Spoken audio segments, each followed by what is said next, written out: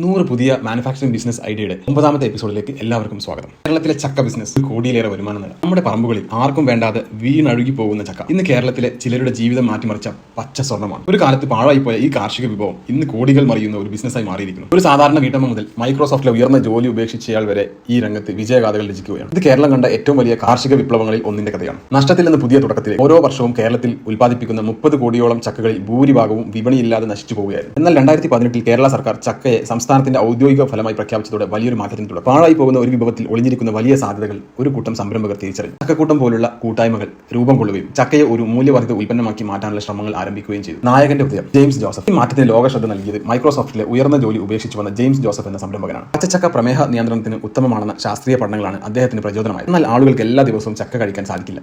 ഈ പ്രശ്നത്തിന് പരിഹാരമായാണ് അദ്ദേഹം ജാക്ക് ഫ്രൂട്ട് 365 എന്ന ബ്രാൻഡ് സ്ഥാപിച്ചത്. പച്ചച്ചക്കയെ നിർജ്ജലീകരണം നടത്തി വർഷം മുഴുവൻ ഉപയോഗിക്കാവുന്ന ഒരു പൊടിയാക്കി മാറ്റി.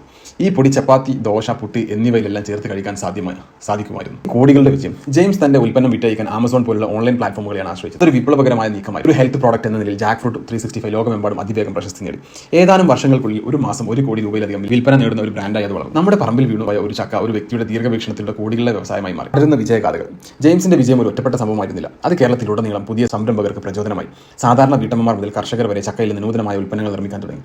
ചക്ക കൊണ്ടുള്ള chips, pulp, powder, ice cream, pasta തുടങ്ങി 100 കണക്കിന് ഉൽപ്പന്നങ്ങൾ ഇന്ന് വിപണിയിലുണ്ട്. ഇങ്ങനെ നമ്മുടെ നാടൻ ചക്ക സംസ്കരിച്ച് പാക്ക് ചെയ്ത് പ്രാദേശിക വിപണികൾ മുതൽ അമേരിക്കയിലും യൂറോപ്പിലും വരെ എത്തിക്കുന്ന ഒരു വലിയ വ്യവസായ ശൃംഖല തന്നെ ഇന്ന് കേരളത്തിലുണ്ട്. നമ്മൾ കണ്ടിട്ടില്ലെന്ന് നടിച്ച് പാഴാക്കിയ ഒരു ഫലത്തിൽ നിന്നാണ് കോടികളുടെ ഈ ബിസിനസ് സാമ്രാജ്യം ഉയർന്നു വന്നത്. ഇനിയും നമ്മുടെ നാട്ടിൽ നിന്ന് ഒരുപാട് മൂല്യം വരുന്ന ചക്കകൾ നമ്മുടെ അന്യ സംസ്ഥാനങ്ങളിലേക്ക് കയറ്റി വെച്ച് അവിടെ നിന്നും പ്രോസസ് ചെയ്ത് മൂല്യവർദ്ധിത പ്രോഡക്റ്റുകളായി തിരിച്ച് നമ്മുടെ നാട്ടിൽ തന്നെ വന്ന് വലിയ വിലക്ക് വിൽക്കുന്ന വിഭവങ്ങൾ നടന്നുകൊണ്ടിരിക്കും. അതെന്തുകൊണ്ട് നമുക്ക് ഇവിടെ തന്നെ ചെയ്തുകൂടാ? നമ്മുടെ ചുറ്റുമുള്ള വിഭവങ്ങളെ പുതിയ ആശയങ്ങളോട് സമീപിച്ചാൽ ആർക്കും അത്ഭുതങ്ങൾ സൃഷ്ടിക്കാവുന്ന വലിയൊരു ഓർമ്മപ്പെടുത്തലാണ് ഈ വിജയം. ഈ വീഡിയോ നിങ്ങൾക്ക് പ്രചോദനമായെങ്കിൽ സുഹൃത്തുക്കൾക്കും കുടുംബാംഗങ്ങൾക്കുമായി പങ്കുവെക്കുക. കൂടുതൽ വിജയഗാഥകൾക്കായി ഞങ്ങളുടെ ചാനൽ സബ്സ്ക്രൈബ് ചെയ്യുക. നിങ്ങളുടെ അഭിപ്രായങ്ങൾ താഴെ കമന്റ് ചെയ്യുക. Thank you.